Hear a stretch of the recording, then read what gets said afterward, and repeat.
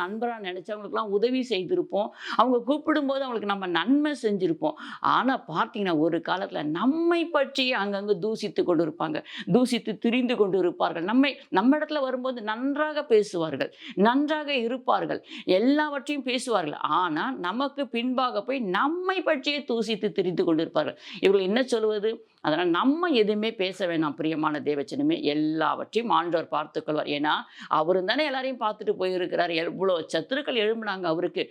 கடைசியில முள்மூடி சுமத்துறத விட்டாங்களா? இல்ல. சிறையில போடுறத விட்டாங்களா? இல்ல. கடைசியில அவரை சிலுவையில அடிச்சு, ஆணி அடித்து மறிக்கிற வரையிலும் அவரை விடல. அவ்வளோ அளவுக்கு அவரை கொடுமைப்படுத்தினாங்க. அவருடைய சொந்த ஜனங்களே. அதனால நமக்கும் சத்துருக்கள் எழும்பி இருப்பாங்க. ஆனா இந்த இடத்துல சொல்லப்படுகிற வார்த்தை என்ன தெரியுங்களா?